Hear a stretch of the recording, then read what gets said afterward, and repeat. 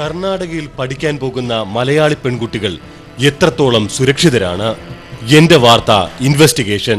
മൈസൂരിൽ നിന്ന് citizen journalist Sarun Thomas. Amrita ടിവിയുടെ ബെസ്റ്റ് സിറ്റിസൺ ജേർണലിസ്റ്റ് 3 എന്ന വാർത്താ അധിഷ്ഠിത മത്സര പരിപാടിയിൽ 1ാം സ്ഥാനം നേടിയ കണ്ണൂർ സ്വദേശി സരുൺ തോമസ് നടത്തിയ ഒരു അന്വേഷണമാണ് എന്റെ വാർത്തയിൽ ഇന്ന് ആദ്യം. കർണാടകയിൽ ഉപരിപഠനത്തിന് പോകുന്ന മലയാളി പെൺകുട്ടികൾ എത്രത്തോളം സുരക്ഷിതരാണ്? എന്റെ വാർത്താ ഇൻവെസ്റ്റിഗേഷൻ. മൈസൂരിൽ നഴ്സിംഗിന് പഠിക്കാൻ പോയ ഒരു മലയാളി പെൺകുട്ടി നൽകിയ ഞെട്ടിക്കുന്ന വിവരങ്ങളുടെ യാഥാർത്ഥ്യം അന്വേഷിച്ചാണ് ഈ യാത്ര.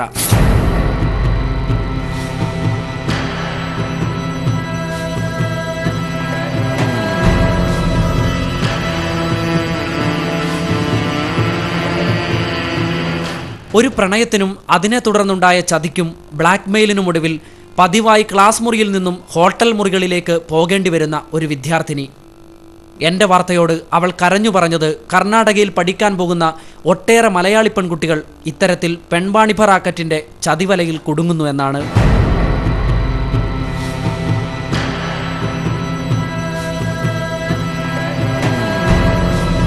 വഴി അന്വേഷണങ്ങളിൽ നിന്നു തന്നെ പട്ടണം കേന്ദ്രീകരിച്ച് നടക്കുന്ന വൻ പെൺവാണിഭത്തിൻ്റെ സൂചനകൾ ഞങ്ങൾക്ക് ലഭിച്ചു തുടങ്ങിയിരുന്നു. ഇനി മൈസൂരുവിലേക്ക് അല്പം അകലം മാത്രം.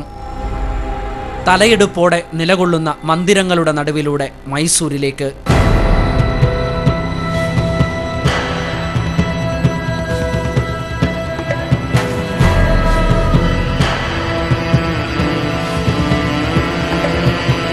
നഗരമധ്യത്തിലുള്ള ലോഡ്ജുകളിലേക്കായിരുന്നു ഞങ്ങളുടെ ആദ്യ യാത്ര.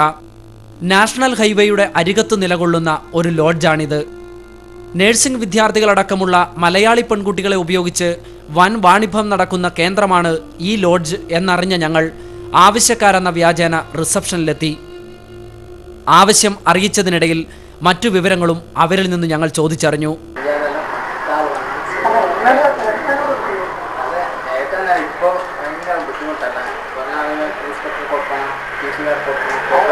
പോലീസ് പിടിക്കുമോ എന്ന ചോദ്യത്തിന് മാസം 15,000 രൂപ SP-ക്കും 5,000 ലോക്കൽ പോലീസിനും കൊടുക്കുന്നതുകൊണ്ട് അതുണ്ടാവില്ല എന്ന ഉറപ്പാണ് കിട്ടിയത്. ഒരു പെൺകുട്ടിക്ക് 5,000 രൂപ മുതലാണ് ഈടാക്കുന്നതെന്നും ഞങ്ങൾ മനസ്സിലാക്കി. ഞങ്ങളുടെ ആവശ്യം മനസ്സിലാക്കിയ അവർ ഞങ്ങളെ ലോഡ്ജിനുള്ളിലേക്ക് കൂട്ടിക്കൊണ്ടുപോയി. നിരവധി റൂമുകൾക്കപ്പുറം പൂട്ടിയിട്ട നിലയിൽ കുറേ മുറികൾ. അതിലൊന്ന് അവർ തുറന്നു. അറവുമാടിനെ പോലെ ഒരു പെൺകുട്ടി.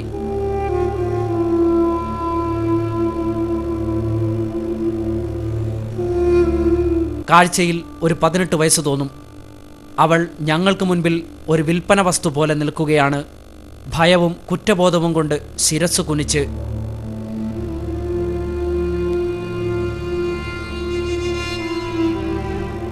ഒരു മിനിറ്റിനുള്ളിൽ ഞങ്ങളോട് പുറത്തിറങ്ങാൻ പറഞ്ഞു.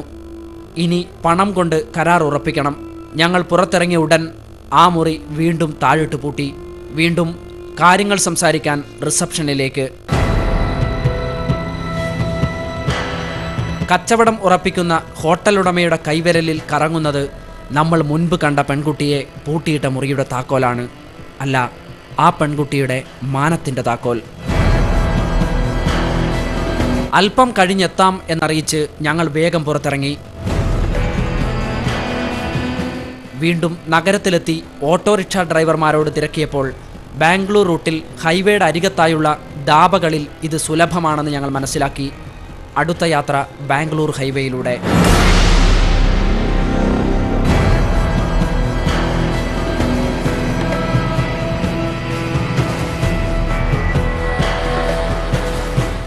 ഹൈവേയുടെ വശത്ത് കണ്ട ഒരു ഓപ്പൺ റെസ്റ്റോറൻറ്റിൽ ഞങ്ങൾ കയറി. ധാബയുടെ മുൻപിൽ ഒരു കൂട്ടം ആളുകൾ ക്രിക്കറ്റ് കളിക്കുന്നു. ഭക്ഷണമുണ്ടോ എന്ന ചോദ്യത്തിന് ഇല്ല എന്ന മറുപടി. സ്ഥലം മാറിപ്പോയെന്ന് കരുതി തിരികെ വണ്ടിയിൽ കയറാനൊരുങ്ങിയ ഞങ്ങളോട് ധാബയിൽ നിന്നിറങ്ങി വന്ന ഒരാൾ എന്താ വേണ്ടതെന്ന് ചോദിച്ചു.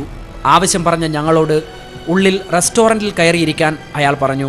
നിരവധി ക്യാബിനുകളുള്ള മനോഹരമായ ഒരു റെസ്റ്റോറൻറ്റ്. പക്ഷേ പെൺകുട്ടികൾക്ക് വേണ്ടി 1-2 ആളുകൾ മാത്രം. അവരെ നിരീക്ഷിക്കാൻ ഗുണ്ടകളെ പോലെ കുറേ ചെറുപ്പക്കാർ. 3 മലയാളി പെൺകുട്ടികളെ വേണമെന്ന് ഞങ്ങൾ ആവശ്യപ്പെട്ടു. 10 മിനിറ്റ് കാത്തിരിക്കാൻ ഞങ്ങൾക്ക് നിർദ്ദേശം കിട്ടി. പുറത്ത് ഇപ്പോൾ കുട്ടികൾ എത്തുമെന്ന് മനസ്സിലാക്കിയ ഞങ്ങൾ വണ്ടിയിലുണ്ടായിരുന്ന ക്യാമറ ഓൺ ചെയ്തു. 10 മിനിറ്റിനുള്ളിൽ ദാബയിൽ നിന്നും പുറപ്പെട്ട 3 ബൈക്കുകളും തിരിച്ചെത്തി. 3ലും ഓരോ പെൺകുട്ടികൾ.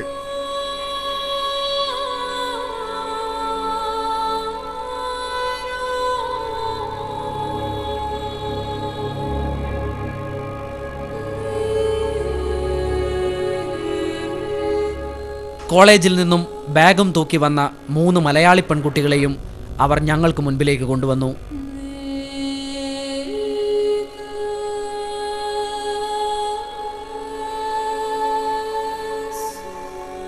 സംഗതി പന്തിയല്ലെന്ന് ബോധ്യപ്പെട്ട ഞങ്ങൾ ഇവരെ വേണ്ട എന്നറിയിച്ച് അവിടെ നിന്നും ഇറങ്ങി.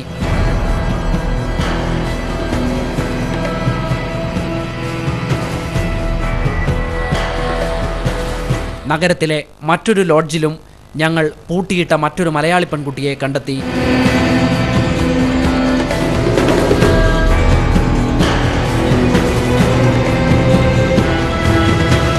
പൂജ എന്ന് പരിചയപ്പെടുത്തിയ ആ കുട്ടിയോട് ഞങ്ങൾ സംസാരിച്ചു.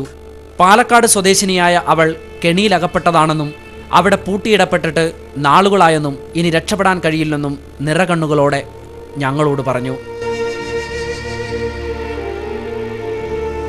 തിരികെ റിസപ്ഷനിലെത്തിയ ഞങ്ങൾ കണ്ടത് ഭക്ത്യാദരപൂർവ്വം സന്ധ്യാജപം നടത്തുന്ന ഹോട്ടൽ ഉടമയെയാണ്. പെൺകുട്ടികളുടെ മാനം വിറ്റ് പണമുണ്ടാക്കുന്നവർ ദൈവങ്ങളോട് പറയുന്നത് എന്തായിരിക്കും? പിന്നീട് അംഗീകൃത ഗൈഡ് എന്നവകാശപ്പെട്ട ഒരാൾ മലയാളികളായ കോളേജ് വിദ്യാർത്ഥിനികളെ സംഘടിപ്പിച്ചു തരാമെന്ന് പറഞ്ഞ് ഞങ്ങളുടെ വണ്ടിയിൽ കയറി.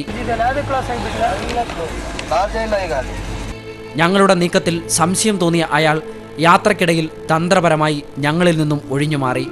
അന്യസംസ്ഥാനത്ത് പോലീസിന്റെ ഒത്താശയിൽ നടക്കുന്ന ഒരു ക്രൂരകൃത്യത്തിനു മുൻപിൽ ഞങ്ങൾ നിസ്സഹായരായി.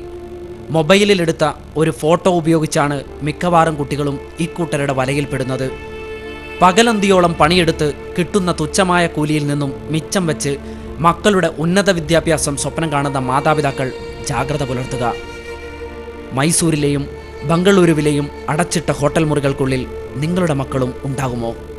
ചിലരുടെ ഭീഷണിയിലും ബ്ലാക്ക് മെയിലിലും പെട്ട് കോളേജുകളിൽ നിന്ന് ഏതു നിമിഷവും ഹോട്ടൽ മുറികളിലേക്ക് ഇറങ്ങിപ്പോന്നവരിൽ നിങ്ങളുടെ കുട്ടികളും ഉണ്ടാകുമോ? ഞങ്ങൾ കണ്ടെത്തിയവരിൽ ചതിവലയിൽ അകപ്പെട്ടവർ മാത്രമല്ല, അന്യസംസ്ഥാനത്ത് ജീവിതം ആർഭാടപൂർണ്ണമാക്കാൻ സന്തോഷത്തോടെ സെക്സ് റാക്കറ്റുകൾക്കൊപ്പം കോളേജുകളിൽ നിന്നും ഹോസ്റ്റലുകളിൽ നിന്നും ഇറങ്ങിപ്പോകുന്ന മലയാളി പെൺകുട്ടികളുമുണ്ടെന്ന തിരിച്ചറിവ് ഞങ്ങളെ അത്ഭുതപ്പെടുത്തി. Citizen journalist Sarun Thomas.